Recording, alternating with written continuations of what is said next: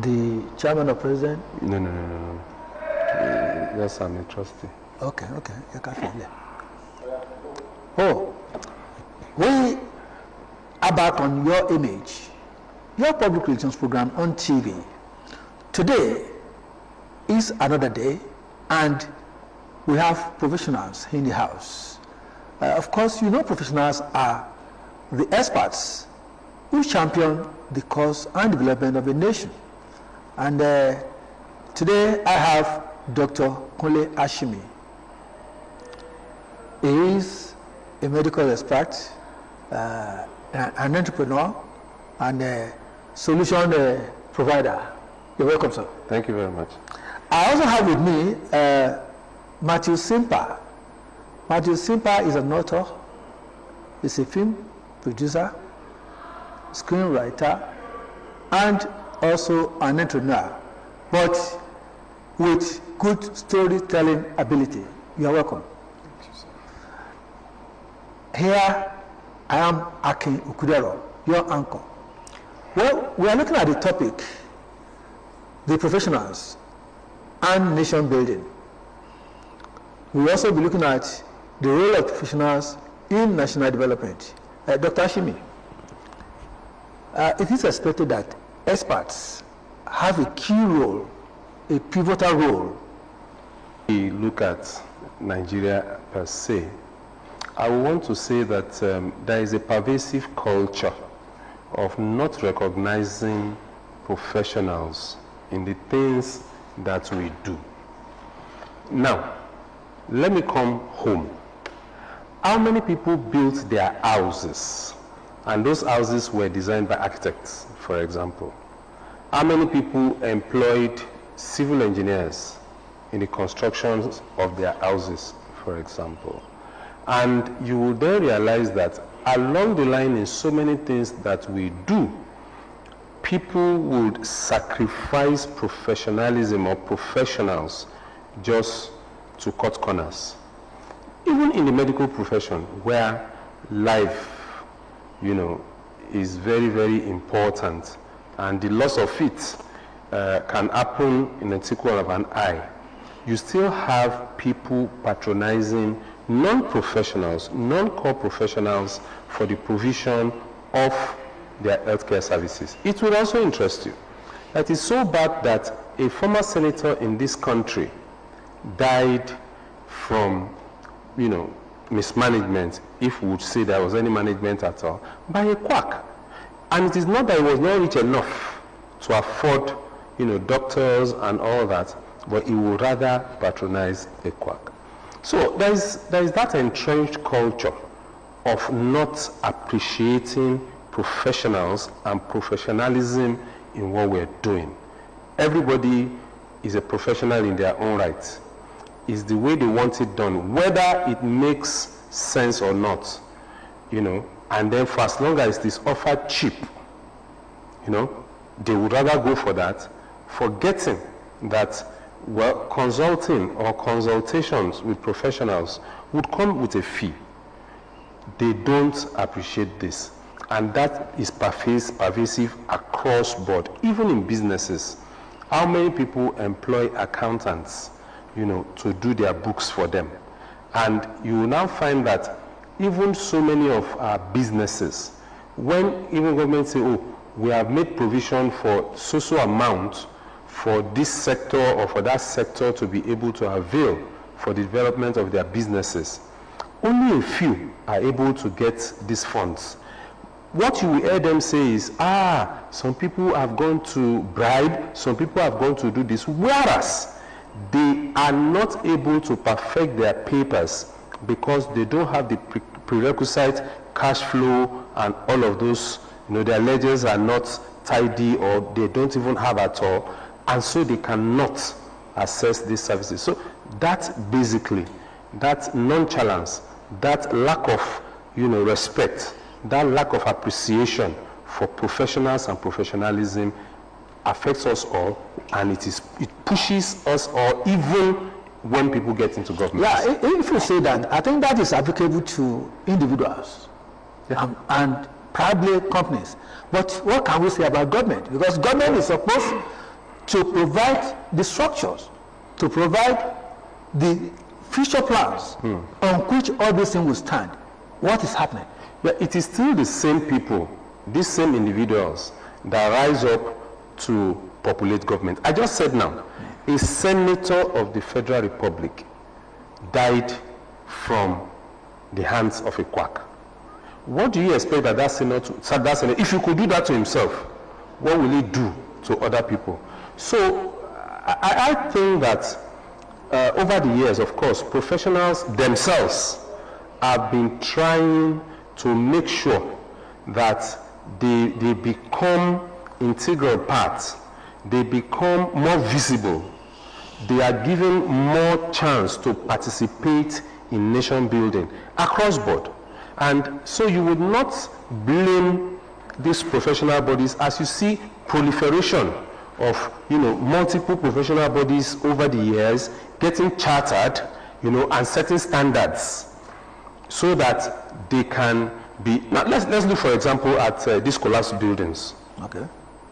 There is the structure, there are processes to follow, but people are able to circumvent these processes just because, one, the processes themselves are not clear-cut, some of them are cumbersome, some of them are cast in iron, because especially those who draft those processes may just be civil servants who just want to, but when professionals come in, they tend to simplify these processes, sometimes stratifying them into stages and all of that. So that will improve what we're doing. So it is the same people that are down here who rise to go into government, and it is that mentality that they carry there.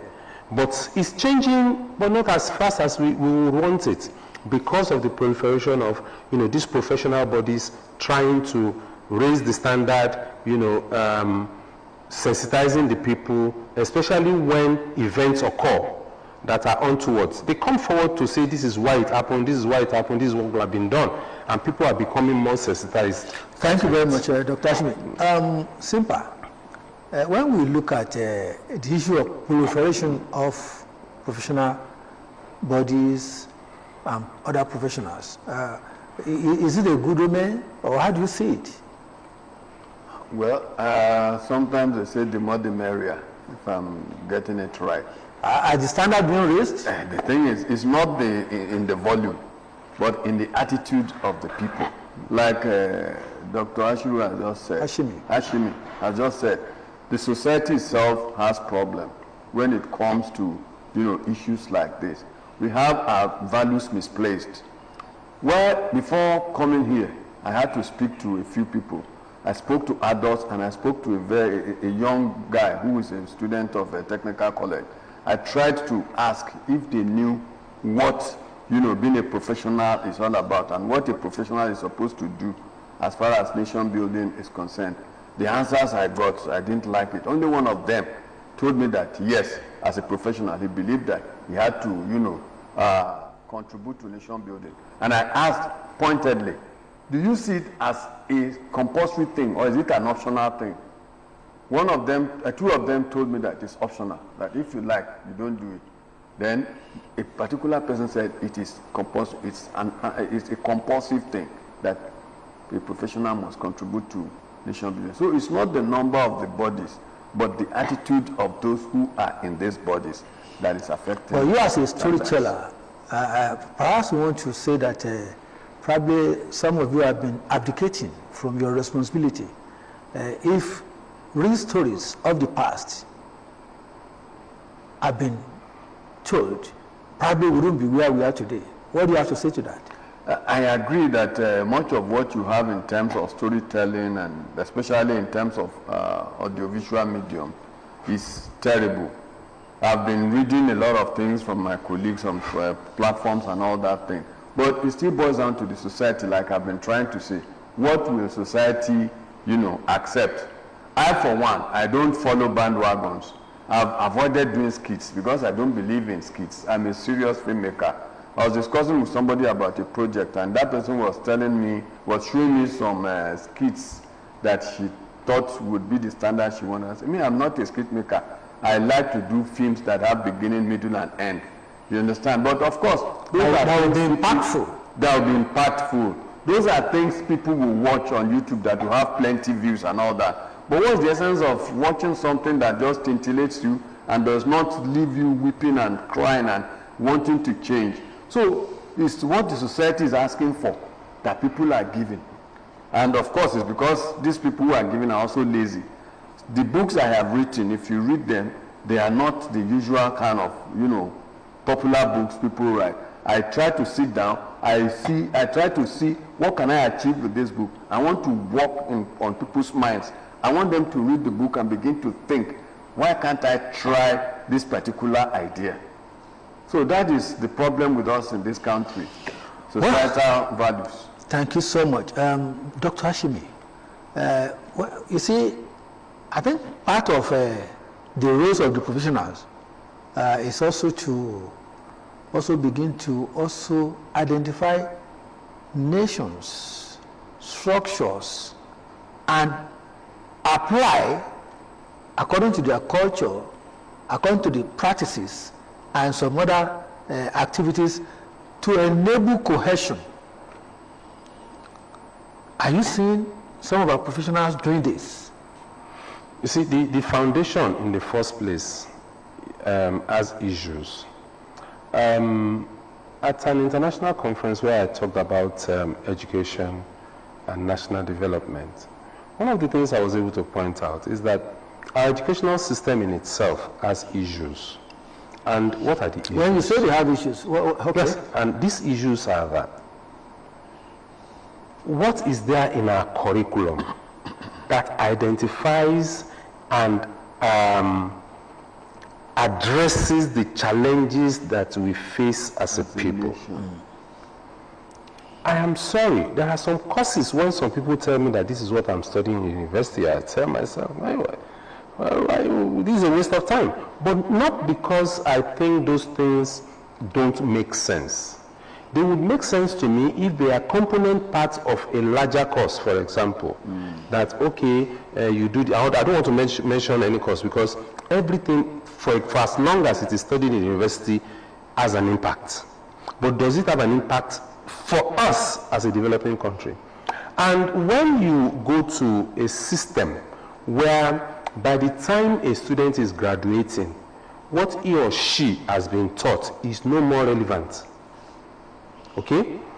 And so when such people come out to be professionals, in quotes, you find that they get this shock that when they are called out, they don't seem to understand what is being asked.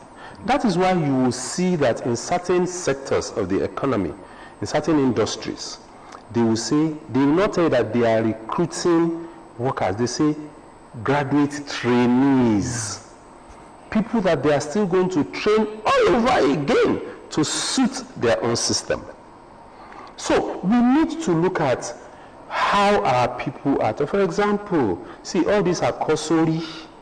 You go to class and then a lecturer, lectures you, reads a note to you, the same note of 15, 20 years ago, and expects you to do la crème la peau, at least as we used to call it. Exactly what I give you is what you give me. And it's repeated everybody else. Yes, it's repeated everybody else. Not, thinking for yourself to harness everything that you have been taught to be able to provide solution to that question. But they want what you have been taught, so that does not help anybody. In the United States, for example, even secondary school students are not given questions like, even mathematics. They are made to think of the application of the mathematical question. So you may have two parts to answer a maths question, work out the answer, and then there's a question that makes you now do some kind of essay on that question, so that you exactly know what you are talking about. So when such person graduates, they become problem solvers. They identify problems and then they solve them. But you see, our own people are trained to be job seekers. They are trained to be job seekers. So for professionalism and being able to harness whatever it is that we have learned, it's important that we address our educational system to be able to bring or to train problem solvers and not job seekers. That is the basic problem here. Where should that start from? Primary school? Yes, even from primary school. Even from primary school. You see, there is a way that children are made to reason, okay, that in picking up things, for even doing a jigsaw puzzle, a child that is able to, piece together jigsaw puzzles severally is developing the ability to be able to solve problems right from the beginning, okay? And or you say a child that is able to play chess or any of these games at all, there is a part of the brain that is developed to be able to identify problems and solutions. And sometimes, because everybody has been doing it this same way, they are able to say, no, it can happen in another way. Curriculum should change up till the university level. We should, graduate problem solvers and not job seekers. Yeah, that's well said. It's Simpa. Probably you might be able to also illustrate because there's a change in the approach. Talking about technology, you are technology inclined. They bring them in as graduates, trainees. But then you have to have the basics. You have to have the fundamentals. In my own experience, I've not really seen the impact of technology on many of our youth. I go to the banks. When you go to the bank, you sit down for maybe minutes. I won't say hours, so that it won't be as if I am exaggerating. Before the person